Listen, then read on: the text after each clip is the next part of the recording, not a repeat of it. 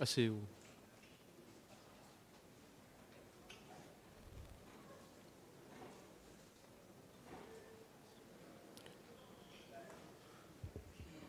La partie civile avait la parole pour ces questions. Continuez, maître. Merci, Monsieur le Président. Colonel Pivi, en répondant à l'une de mes questions, vous avez affirmé que la façon dont Makambo a été exécuté était vraiment un crime contre l'humanité. N'est-ce pas? Bien. Allumez le micro, appuyez sur le bouton en bas. Ce qui, selon vous, pourrait être traduit devant la Cour pénale internationale, n'est-ce pas? Ceux qui ont fait ce crime? Bien sûr. Bien sûr. Ok. La personne qui a exécuté Makambo dans ces conditions atroces s'est retrouvée au stade du 28 septembre à la même date en 2009. Et vous avez appris des échos avec ces crimes odieux, des massacres, des viols, des séquestrations, des tortures, j'en passe. Donc c'est la même personne qui s'est retrouvée au stade avec plusieurs autres. Est-ce que ce que la personne a commis au stade n'est pas également un crime contre l'humanité selon vous? C'est un crime contre l'humanité. Donc le fait qu'il ait affirmé sur les ondes de la RFI qu'il préfère la Cour pénale internationale au lieu de se livrer aux Guinéens était vraiment la bonne réponse pour lui, n'est-ce pas? Puisque en Guinée on a la justice ici aussi, pas de problème. Bien.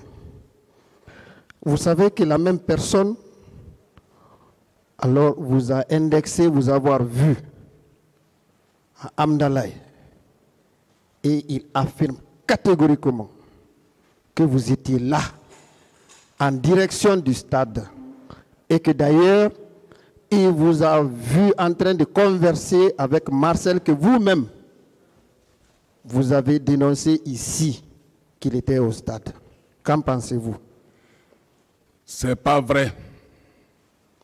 Bien. Alors, je voudrais vous poser une autre question. Après les événements du 28 septembre 2009, ces personnes dont vous avez cité les noms, savoir M. Tegboro Camara, vous avez parlé également de Marcel Guilavogui, vous avez également parlé de M. Toumba et autres. Ces personnes sont-elles restées à leur poste auprès du président Dadis? Reprenez la question. Après les événements du 28 septembre 2009, à votre retour, selon vous, de Koya, des murmures faisaient état des personnes qui étaient allées au stade du 28 septembre. Vous les avez cités tels que M. Marcel, vous avez cité M. Tegboro Camara, vous avez cité M. Aboubakar Diakité Toumba. Je disais que, est-ce que ces personnes sont restées à leur poste auprès de Moussa Dadis après donc, ces événements? Quand moi je suis venu au camp, je n'ai pas vu ces personnes-là au camp. Je ne dis pas le même jour. Est-ce que je peux vous aider? Je peux reformer la question. Allez-y, Monsieur le Président. Est-ce qu'après les événements du 28 septembre, les personnes dont il vient de citer, M. Diakité Toumba, M. Marcel, M. Kegboro, est-ce que ces personnes sont restées à leur poste? Ils étaient toujours à leur poste. Très bien. Vous avez sollicité auprès du président leur arrestation. parce que selon vous, ce que ces personnes ont fait nécessitait leur arrestation. Alors, est-ce que vous avez sollicité leur départ vraiment de cette équipe gouvernementale ou auprès du président de la République? Est-ce que vous avez sollicité ça? J'avais toujours sollicité, mais comme on m'a laissé attendre qu'on attend l'équipe qui viendra pour rendre sûrement les enquêtes, c'est ça? Bien. En ce qui concerne donc cette équipe qui était venue, on a vu même des équipes sur le terrain. Il y avait la commission nationale indépendante, il y avait également la commission internationale. Est-ce que les arrestations avaient été opérées à leur temps? Bon, moi, je n'ai pas vu ça, je n'ai pas vu une arrestation dans ce temps-là. Bien. Et puisque le président de la République vous avait interdit ou vous avez demandé de ne pas les arrêter jusqu'à l'arrivée de ces commissions sont venues faire leurs activités. Est-ce qu'il n'y a pas eu d'arrestation selon vous? Il n'y a pas eu d'arrestation? Mais la commission faisait son travail. Je pense bien que le travail n'était pas fini aussitôt qu'ils ont tiré sur le président. Donc ces éléments avaient tous disparu maintenant. Il y a 7 éléments qui avaient été arrêtés le 2 décembre par M. Makambo. Et 2 autres le lendemain, c'est-à-dire le 3 décembre. Ces 2 éléments faisaient partie du camp Koundara où Begré était le responsable, le commandant. Ces personnes ne faisaient pas partie. Effectivement, j'ai été informé que Makambo a mis certaines aux arrêts. C'était sur l'ordre de ces commissions? Si, reprenez la question. Est-ce que ces arrestations, les 7, le 2 décembre et les 2 autres, le 3 décembre, est-ce que ces personnes-là avaient été arrêtées sur l'ordre des commissions qui étaient en place, en train d'enquêter les événements du 29 septembre 2009? Puisque Makambo était chargé d'opération, sûrement il a eu de l'ordre. Vous n'en avez pas connaissance, donc? Bon, moi, je n'étais pas au courant de ça. Bien. Dites-nous, est-ce que vous vous êtes intéressé réellement à cette situation dramatique qu'a connue la Guinée et que le monde entier a eu à observer? Vous, en tant qu'autorité, est-ce que vous vous êtes vraiment préoccupé?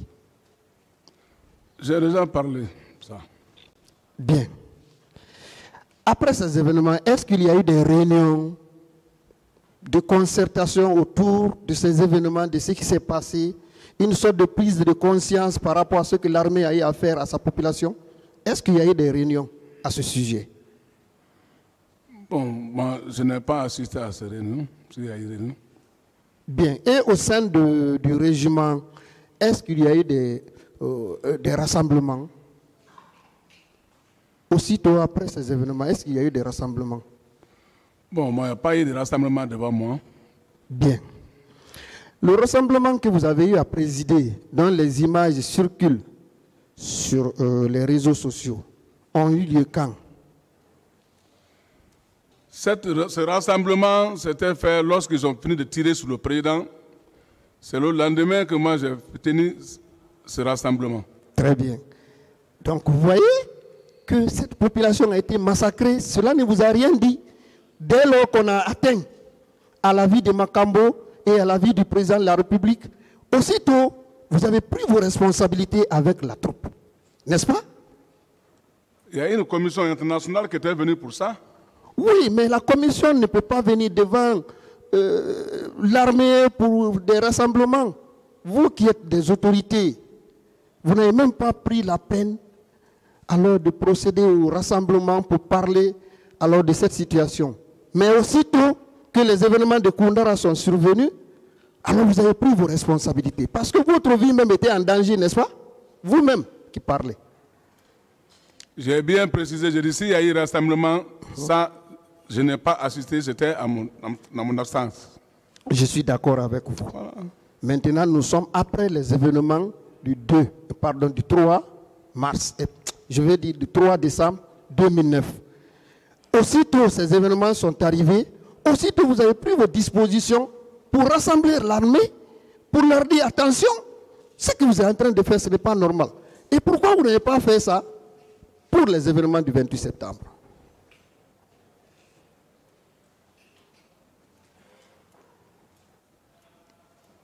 J'ai déjà répondu. Très bien. Au cours de ce rassemblement, vous avez eu à faire un mea culpa, un aveu.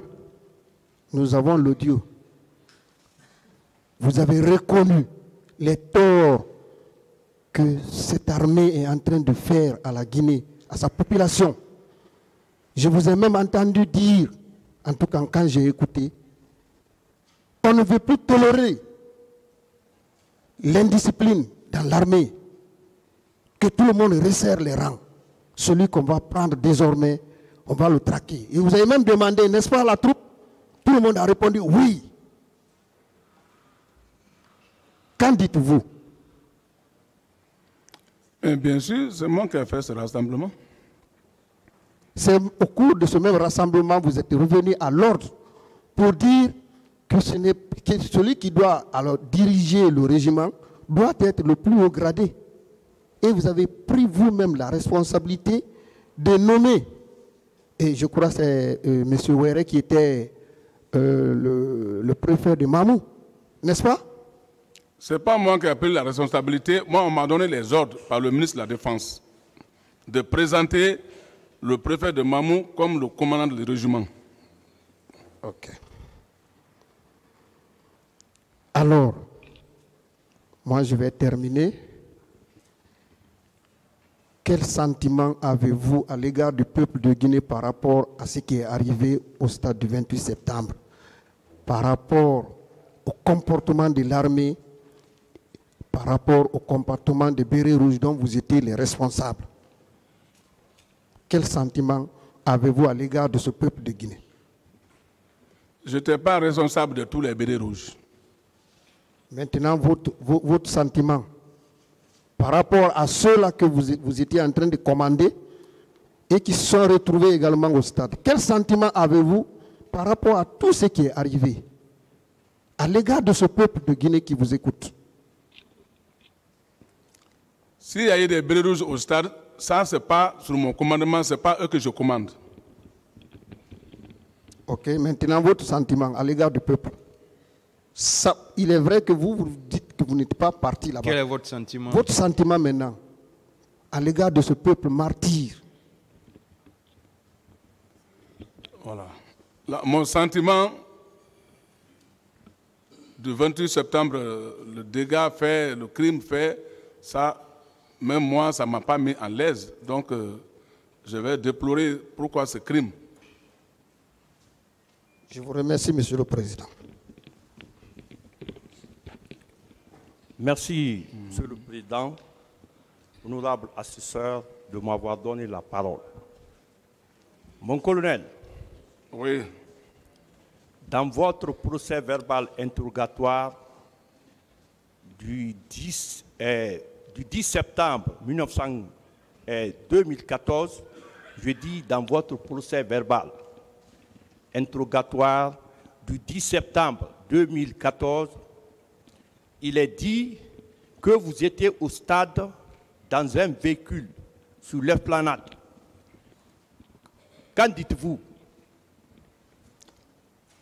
J'ai déjà répété ça. J'ai dit que je n'étais pas au stade du 28 septembre. Vous n'étiez pas au stade. Maintenant, mon colonel, vous venez de répondre à un brillant confrère de la partie civile. Vous avez dit que les exactions commises au stade, c'est un crime contre l'humanité. Je veux savoir, lorsque vous avez été à Koya, vous êtes revenu rendre compte au président d'Addis, vous avez rencontré un groupe de militaires qui vous a dit qu'on a tiré sur la population au stade. Est-ce que ce groupe ce groupe de militaires, vous vous êtes intéressé à eux pour savoir ce qui se passe au stade en tant que ministre en charge de la sécurité présidentielle.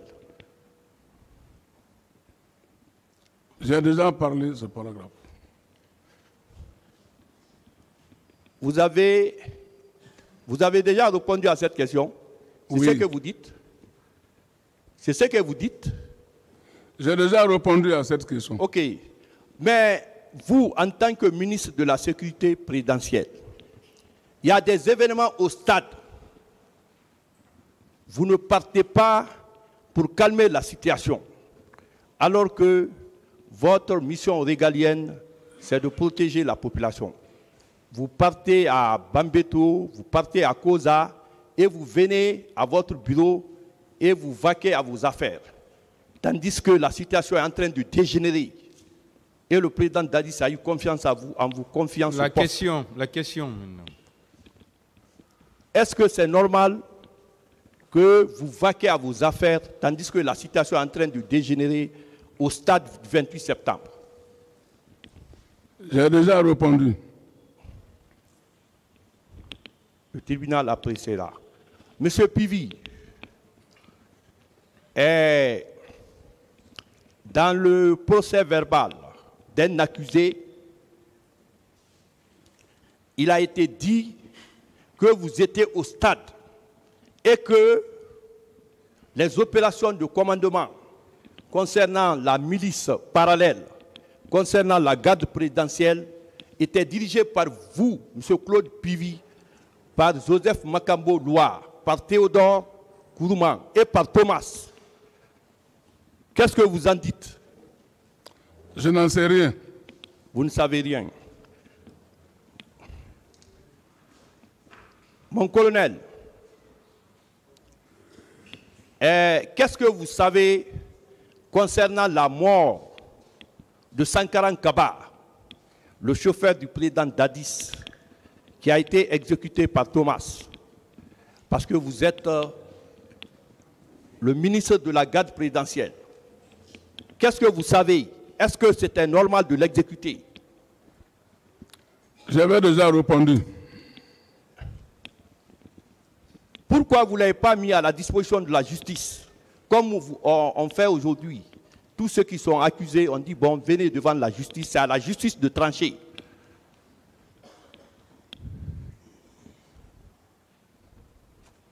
Oui, mon colonel, je m'adresse à vous. J'avais déjà répondu. Bon, monsieur, mon colonel, est-ce que vous êtes convaincu qu'avec les événements du 28 septembre, vous avez fait votre travail en tant que ministre chargé de la garde présidentielle? Vous avez fait votre travail pour sauver la population? J'ai déjà répondu. Bon, j'ai suivi une interview du président Moussa Dadis Camara sur RFI où il a déclaré aux journalistes: ce n'est pas parce qu'on est président de la République qu'on maîtrise toute la situation. Pourquoi il y a les ministres? Les ministres doivent jouer leur rôle.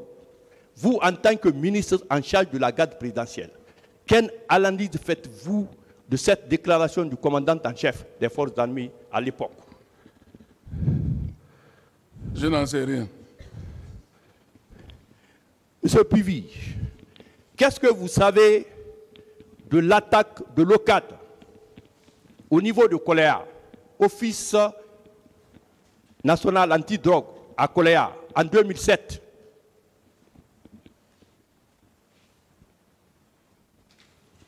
Revenons sur la situation du 28 septembre. Le tribunal apprécie cela. Monsieur Pivi, il avait été dit que tout le monde est convaincu que vous êtes le ministre chargé de la sécurité présidentielle. Quelle est votre relation avec Sambarou Yamankan, qui était le commandant du camp à l'époque, dans la sécurisation du siège du CNDD, c'est-à-dire le bâtiment qui abrite la présidence? Répétez la question. Je dis, quelle est votre relation avec le commandant Sambarou Yamankan, qui était chargé de la sécurité du camp Alpha Yaya?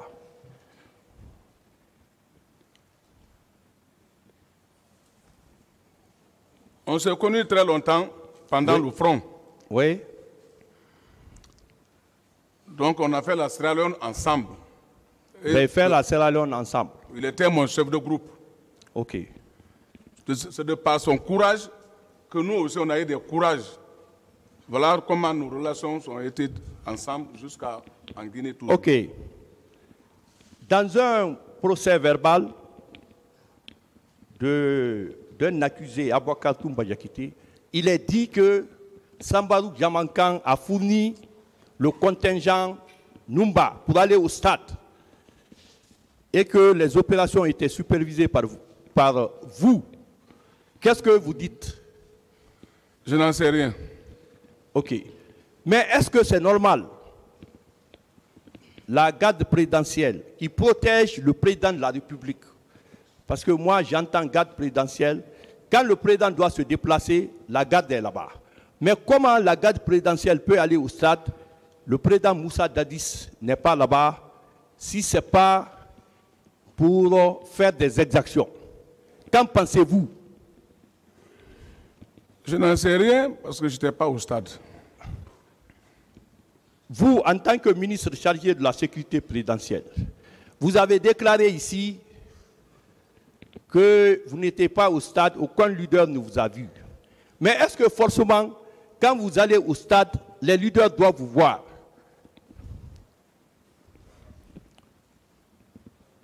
Je vous pose la question. Votre argumentation, c'est que vous n'étiez pas au stade parce qu'aucun leader ne vous a vu là-bas. Mais est-ce que c'est exclu que vous partez au stade et qu'aucun leader ne vous voit? Je n'étais pas au stade du 28 septembre. Ok. Mon colonel, je veux dire que partir au stade, ce n'est pas un problème. Parce que ceux qui sont partis au stade, s'ils n'avaient pas d'armes, ils n'avaient pas de couteau, ils n'avaient pas de manchette, les gens allaient peut-être s'insulter, se boxer, mais il n'y aurait pas eu de mort. Mais le problème, c'est que les gens sont partis au stade armés pour faire du mal. Qu'en pensez-vous? Je n'en sais rien. Monsieur mon colonel, quand vous avez quitté, quand vous êtes parti à Koya à 6 h du matin, vous avez soutenu que vous êtes revenu à 11h40. Quel est l'itinéraire que vous avez emprunté? Est-ce que vous êtes passé à Matoto? J'ai déjà répondu à cette question. Mon colonel, lorsque il y a eu les exactions, est-ce que vous n'avez pas vu des manifestants internés au camp Alpha Yaya, alors que vous êtes là-bas, votre siège concernant votre ministère se trouve au camp? Est-ce que vous pouvez nier que vous n'avez pas eu des manifestants qui sont internés là-bas? J'ai déjà répondu. Mon colonel, vous qui êtes le chef de la sécurité présidentielle, est-ce que, concernant tous ceux qui portaient le béret rouge, est-ce que tous étaient des parachutistes? Est-ce que c'était des parachutistes avec le brevet de parachutiste? Ou bien il y a eu des gens qui sont venus parce que l'armée a pris le pouvoir, ils ont porté le béret rouge, après la transition, ils rejoignent leur unité. Qu'est-ce que vous en dites? Bien sûr, j'ai dit bien la fois passée que le régiment, tout ce quand une fois être affecté au niveau du régiment, tu es obligé de porter le béret rouge. Ok. Vous avez soutenu ici que vous avez vos hommes le détachement des blindés, le détachement de Bata, le détachement de l'artillerie, plus quelques hommes. Mais je veux savoir, votre commandement, si, concernant vos hommes, vous donnez des instructions et que le président Dadis donne des instructions, laquelle des instructions sera respectée? Le plus gros ordre, c'est le président de la République. Ok. Donc, si les instructions du président doivent être respectées, comment vous pouvez soutenir que la garde présidentielle s'est retrouvée au stade sans qu'il n'y ait un ordre d'un chef hiérarchique?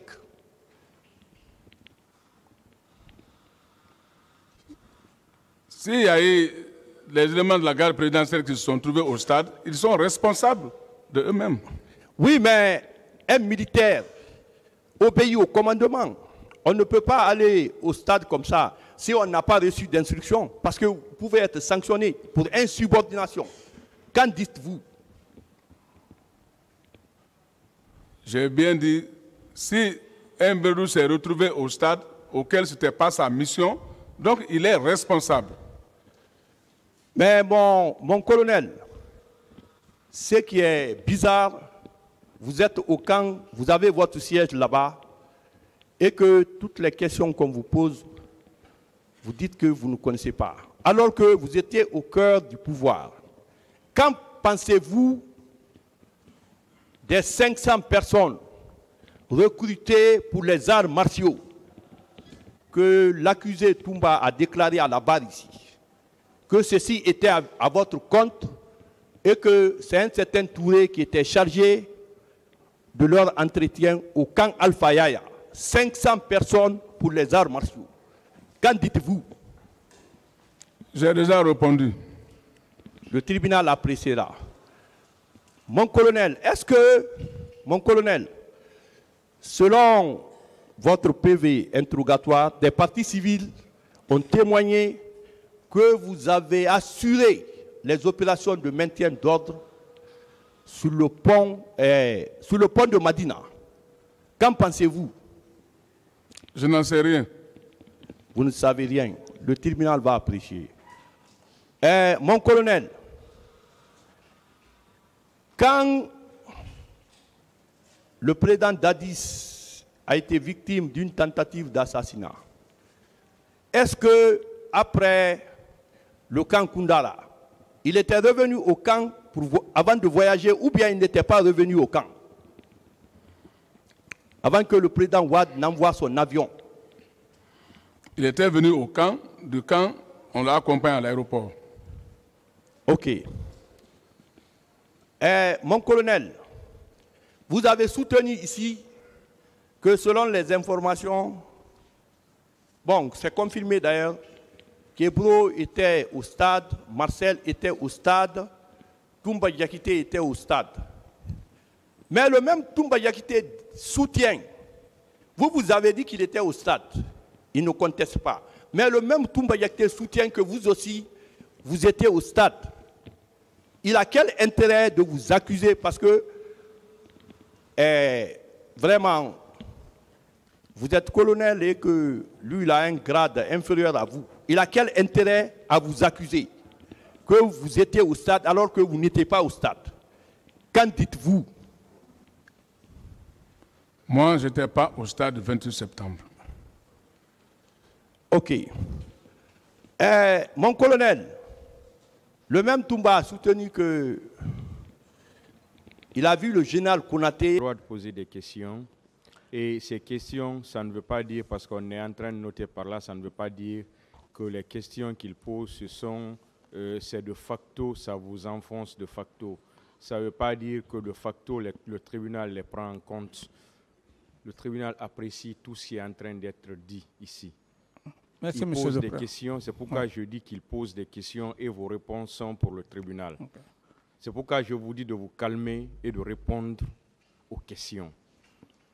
Arrêtez de faire les commentaires des questions. Répondez tout simplement aux questions parce que c'est ce que le tribunal prend en compte, ce que vous êtes en train de dire. Ce que vous dites, ça ne veut pas dire que c'est vrai pour le tribunal, ça ne veut pas dire que c'est faux pour le tribunal. Le tribunal apprécie souverainement tout ce qui est en train d'être dit dans cette salle. Merci, Monsieur le Président. Voilà. Donc, contentez-vous de répondre aux questions. Les questions ne doivent pas vous blesser. Les questions ne doivent pas vous offusquer, parce que ce sont des questions qui ne sont pas offensantes. Ce sont des questions simples qu'on est en train de vous poser. Contentez-vous de les répondre. L'appréciation, c'est le tribunal qui le fait, et de façon très souveraine, de façon très indépendante. Rassurez-vous de cela. Continuez, maître. Merci, Monsieur le Président. Je prends le PV 916. Il s'agit de Mme Barry Oumo, qui déclare ceci.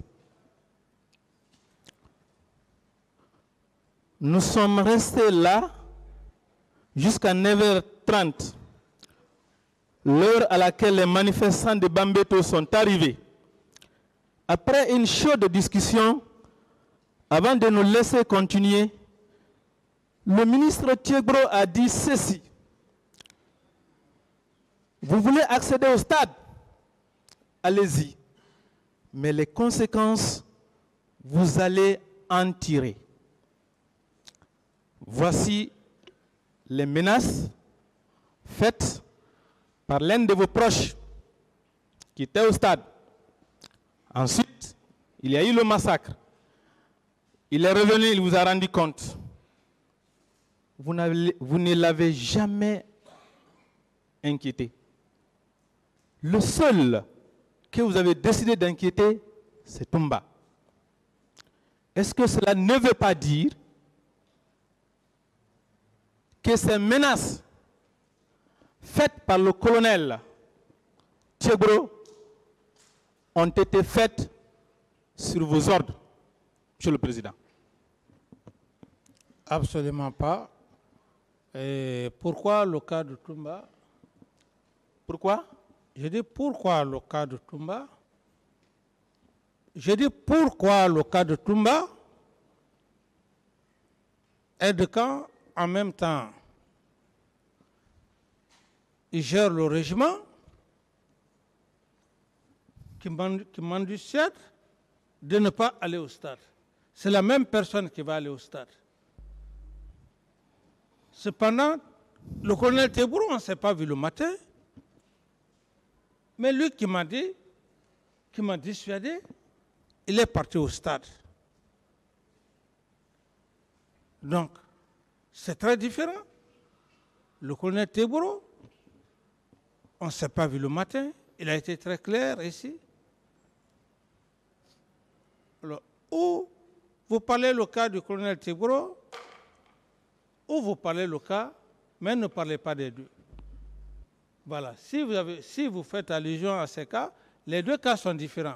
Les deux cas, son cas est différent par rapport au cas du colonel Thiegro. Parce que le colonel Thiegro, on ne s'est pas vu le matin. Je ne lui ai pas donné d'instruction. Comme il a une mission régalienne. Les deux camps qui étaient avec moi, celui qui est parti sans mes instructions, il a été clair. Alors quand il y a ça, je dois d'abord m'attaquer à mon aide de camp sous forme de trahison. C'est ça même. Monsieur le Président, je prends le PV 10-17. Il s'agit de Mme Diallo Yaye Madiou. Je vous lis le récit du calvaire vécu ces jours par cette dame grâce aux faits et gestes de votre garde, la garde présidentielle.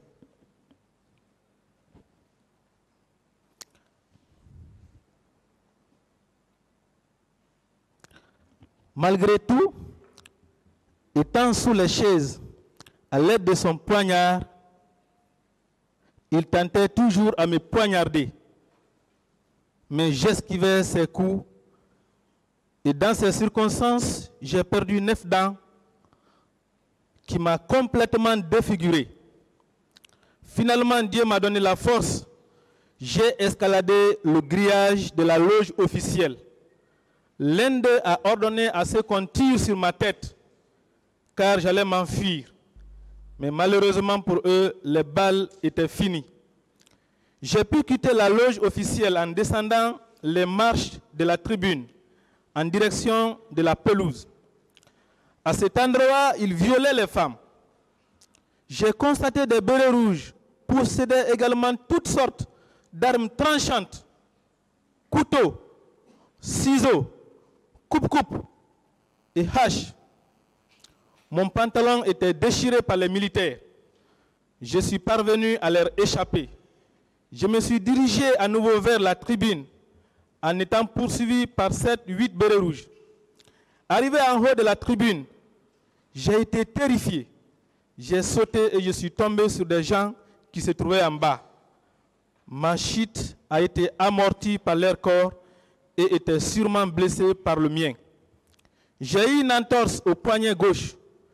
2 jeunes ont voulu me porter secours. Le premier a reçu une balle dans la tête et est mort sur le coup, comme le second qui a pris une balle dans la poitrine. En se dirigeant vers les vestiaires, j'ai rencontré un garde-corps d'un des leaders à qui j'ai demandé de l'aide. Monsieur le Président, cette chasse à l'homme organisée et exécutée par votre garde en plein jour, est-ce qu'une telle chasse peut être effectuée sans votre protection et sans vos ordres? Sans ordre. Sans votre protection. Je dis sans ordre. Et la protection? Le reste de protection, je ne rentre pas dans les détails. Vous avez parlé d'ordre. L'ordre, c'est l'instruction. Sans ordre, il peut le faire sans ordre. Ces armes blanches, est-ce que votre garde présidentielle est habilitée à les détenir, ces coupe-coupe? Est-ce qu'elle est habilitée? Non. Est-ce qu'elle peut sortir du camp avec de telles armes sans que vous-même, vous ne vous en rendiez compte? Est-ce que c'est possible? C'est bien possible. Pourquoi? En quoi ça peut être possible? La preuve en est, quand lui-même ils m'ont fait rentrer au bureau, il est parti au camp, au stade, sans que je ne cherche.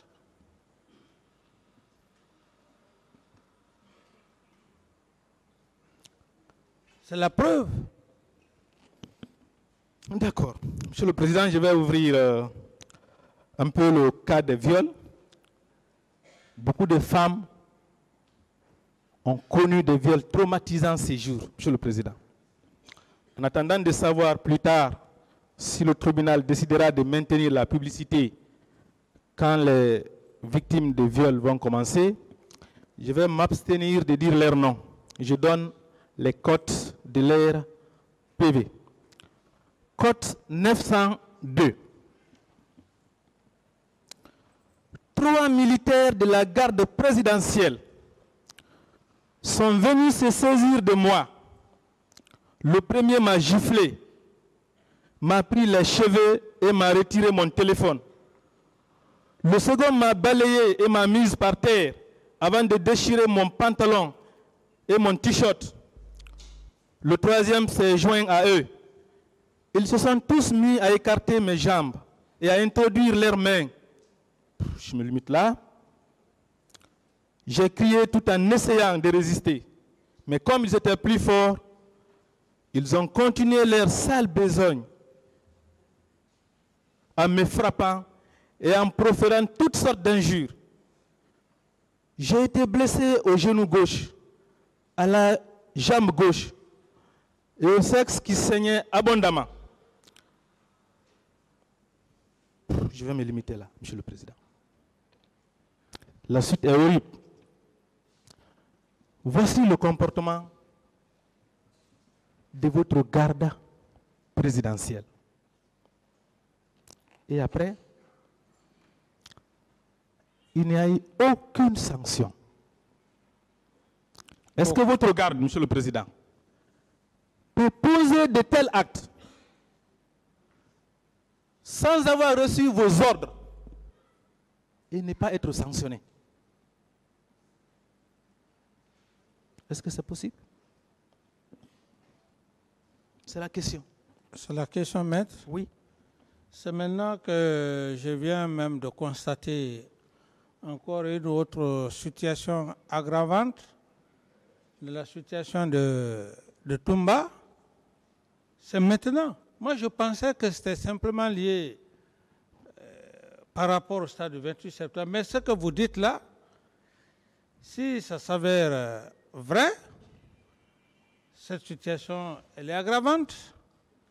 Et donc, c'est dans tout ça que je dis, encore je vous dis, par rapport à votre question, il m'a désobéi pour s'y rendre au stade. Et ce qui s'est passé au stade,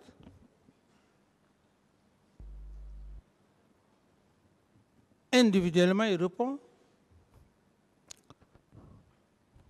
Monsieur le Président, ce que je viens de vous lire, il ne s'agit pas d'une seule personne. Il s'agit d'un groupe de militaires de la garde présidentielle. Tous ceux qui sont mêlés à ça, s'ils sont dépistés par le procureur, s'ils sont dépistés, ils feront face à la loi. Maître, c'est aussi simple que ça.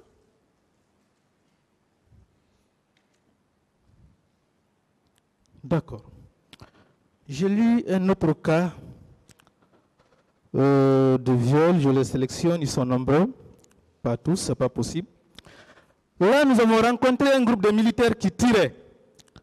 Ceci étant, je me suis retourné pour aller vers la piscine Maracana.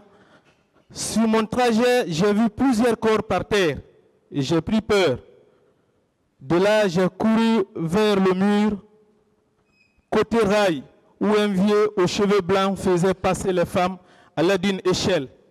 Malheureusement pour nous, il a été atteint mortellement d'une balle tirée par un militaire. Nous avons tous pris la fuite pour aller vers le terrain de handball. C'est à ce niveau qu'un militaire de la garde présidentielle m'a pourchassé. Lorsqu'il m'a intercepté, il m'a administré 3 coups de matraque et m'a balayé. Je l'ai longtemps prié, mais il continuait toujours à me frapper. Entre-temps, il a fait tomber mon pagne et en tentant de me déposer dans l'une des salles du palais des sports, il a déchiré ma culotte. Quand j'ai compris qu'il voulait sérieusement me faire du mal, je me suis approché à un frère au seuil de la porte. Comme il était plus fort que moi, il a déchiré mon caleçon tout en me disant ceci. Bordel, vous êtes venu chercher des garçons. Vous en aurez suffisamment aujourd'hui. La suite, je la laisse. L'expression de ces militaires, de votre garde, vous êtes venu chercher les garçons. Vous en aurez suffisamment aujourd'hui. Est-ce que cela ne veut pas dire que ce viol avait été bel et bien planifié et programmé? Il dit bien, vous en aurez. Et effectivement, il y a eu assez de viols. Monsieur le Président, si ce n'est vous, ou avec vous, est-ce que la planification du viol par votre garde peut être possible? Est-ce que c'est possible? Je ne peux pas répondre à cette question, maître. Vous ne pouvez pas répondre. Monsieur le Président, est-ce que c'est vous qui avez planifié ce viol? Voilà, la question est précise, non. Voilà, la question est bien précise, non. Comment vos proches, votre propre garde, qui est censé être à côté de vous, peut vous laisser au camp et venir au stade, là où elle n'a rien à faire? Ce n'est pas son lieu de travail. Son travail, c'est vous garder. cette garde-là peut vous laisser au camp et venir d'elle-même au stade poser de tels actes, Monsieur le Président? Oui, c'est pour cette raison que j'avais longtemps parlé de complot et de beaucoup de choses. Sinon, la garde présidentielle dans un stade, béret rouge, c'est quasiment impossible. Seule la police et la gendarmerie. Mais s'ils sont partis, ceux qui sont partis, ils avaient un objectif. C'est ce que j'avais dévoilé ici, très clairement, maître. Monsieur le Président. Oui. Est-ce qu'à la date du 28 septembre 2009, vous étiez la seule autorité du pays à avoir une garde? C'est la question. Non. Pourquoi la garde des autres autorités ne s'est pas retrouvée au stade, sauf votre garde? Pourquoi? Oui, maître, ne confondez pas. Vous savez, il y a le volume, la dimension des gardes aussi. Le ministre qui est là, il a une garde. Il peut tout de suite, quand il est quelque part, si c'est 2 ou 3 personnes, il peut s'en rendre compte. Mais une garde présidentielle, vous imaginez? Vous ne pouvez pas être là constamment avec la garde dehors, non? Ils sont dehors. D'accord. Je vais laisser les autres PV. Je finis avec 2 par rapport à ces chapitres viol. Je prends 2 PV. Le PV code 906.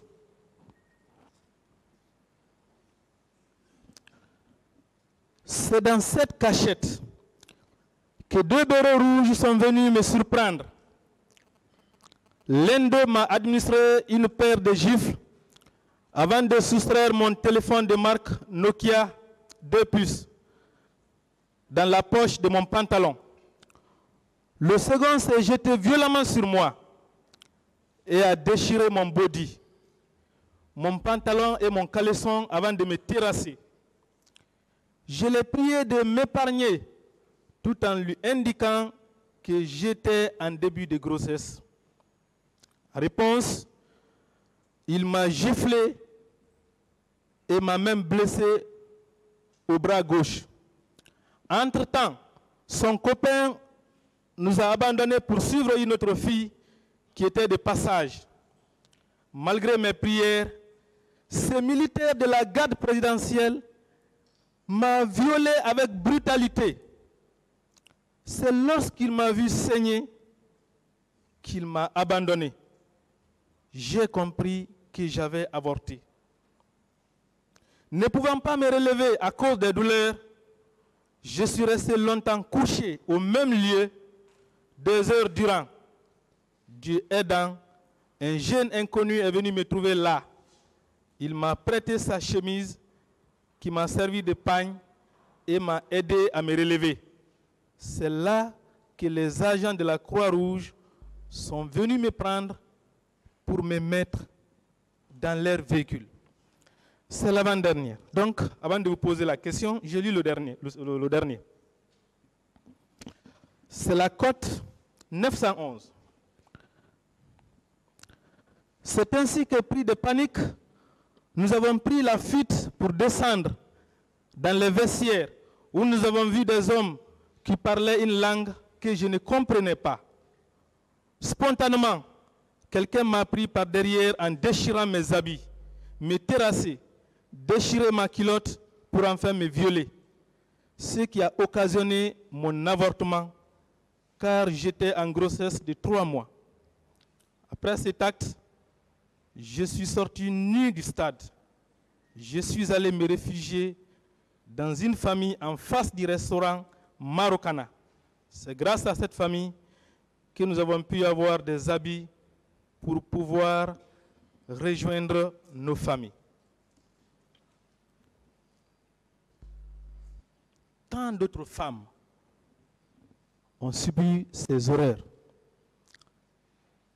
Même les femmes enceintes, votre garde n'a pas épargné, Monsieur le Président. Comment? Vous pouvez expliquer qu'une garde présidentielle qui vient de se séparer avec son président, son chef, qu'elle vient de laisser au camp, peut venir commettre de tels actes, de telles horreurs, sans avoir reçu l'ordre de ces derniers. C'est admissible, Monsieur le Président? Quant à moi, aucun ordre. Vous n'avez donné aucun ordre. Aucun ordre. Ces horreurs de votre garde, ceux qui sont chargés de votre sécurité, qu'est-ce que ça vous inspire? Reprenez la question. Ça vous inspire quoi, ce comportement de votre propre garde? Ça vous inspire quoi? Mais ce que vous venez de dire, si c'est vrai, c'est un comportement inhumain. C'est inhumain. C'est inhumain. Pourquoi vous avez gardé cette garde après les événements du 28 septembre? Pourquoi vous ne l'avez pas limogée si elle n'avait pas agi sur votre ordre? Pourquoi vous l'avez gardée? Qui? La garde présidentielle. Est-ce que vous avez limogé certains? Non, mais ce que vous dites, c'est une affirmation que vous venez de déclarer. Moi, je ne savais pas qu'il y avait tout ça.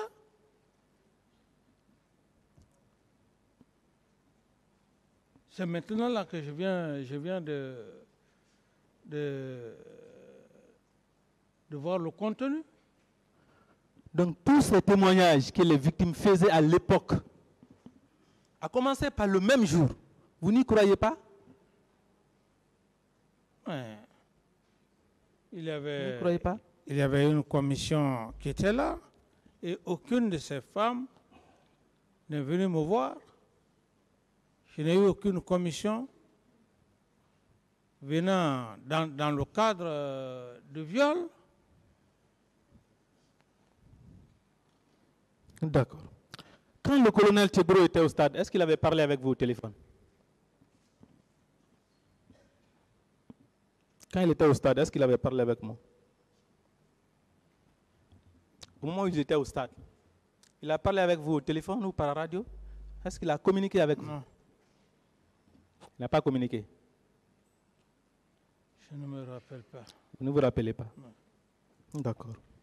Je vais lire un passage d'un PV code 955.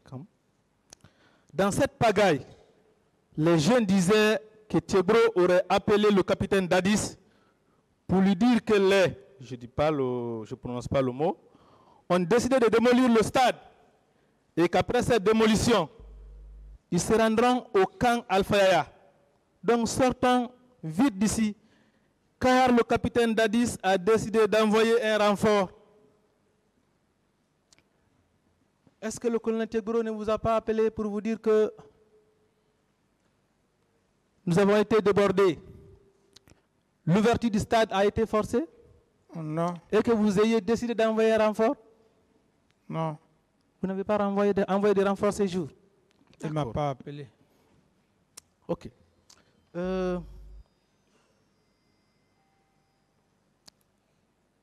vais lire un autre PV qui dit ceci. Alors que nous attendions avec la gendarmerie au même rond-point, et je précise que celui qui parle là est un policier. Il s'agit de M. Ansouman Kamara. Il est de la police.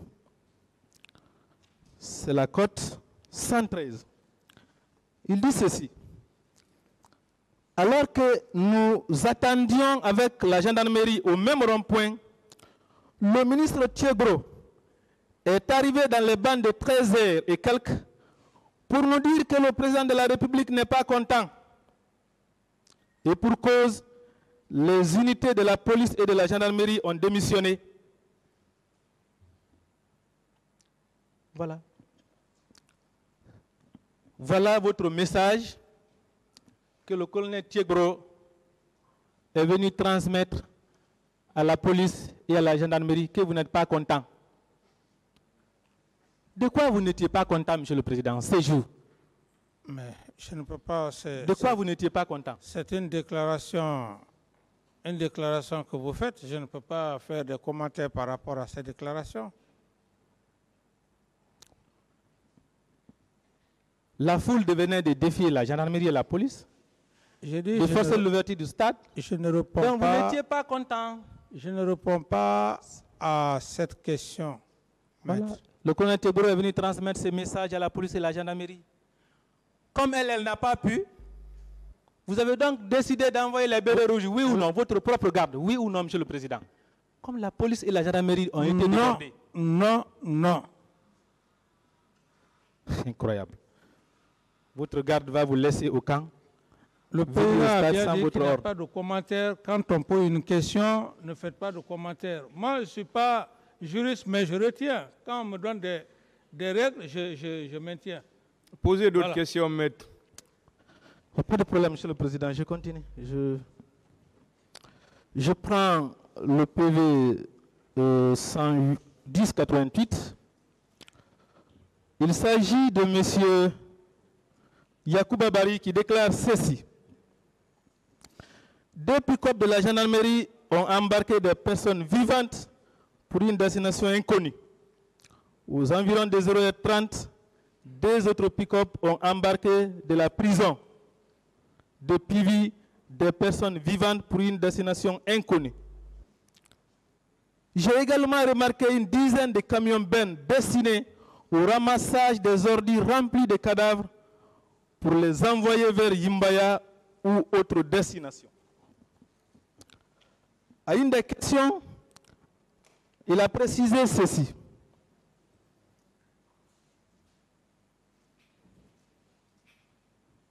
Les instructions étaient données par le capitaine Dadis et l'ex-ministre de la Santé, Dr Abdoulaye Cherif Diaby, pour l'enlèvement immédiat de ces camions vers Yimbaya avant l'arrivée des experts. Voilà. Monsieur le Président, qu'est-ce que vous en dites? Est-ce que vous n'êtes pas allé à la prison de Tiegro? Il était 0h. C'était dans la nuit du 28. Il y avait les camions qui étaient garés là-bas, plein de corps. Vous êtes venu avec votre ministre de la Santé. Vous étiez avec lui. Puisque ces corps ne pouvaient pas sortir des hôpitaux, des morgues sans lui, c'est pourquoi il était très actif ces jours. Monsieur le Président, qu'est-ce que vous en dites? C'est pas vrai. C'est pas vrai. C'est pas vrai, maître. C'est pas vrai. Pourtant, même à Ouaga, on vous a seulement posé la question sur les fosses communes. Vous avez automatiquement dit que vous ne savez rien des fosses communes à Yimbaya. On vous a simplement, nul ne vous a parlé de Yimbaya. Vous-même, votre réflexe vous a directement envoyé là-bas. Non, mais il y avait en ce moment, il y avait la presse qui parlait. Ce sont ces informations. Mais qui n'est pas... C'est très peu de gens qui ne savent pas qu'il y avait des informations comme quoi il y avait des fosses communes, il y avait ceci, cela. Très peu. Mais sinon, c'était l'information à la une. Donc, je vais me soustraire de cette information. Quand les juges d'instruction me posent des questions, mais je reconnais et je dis qu'il y a eu ces informations. Vous savez, je vous avais posé la question de savoir si vous n'aviez pas peur que le nombre de morts soit trop élevé pour ne pas avoir de problèmes, surtout avec la communauté internationale. Je vous avais posé cette question. Est-ce que, Monsieur le Président, ce n'est pas parce que vous aviez peur du nombre élevé de morts que vous avez décidé de faire disparaître les corps? Je n'ai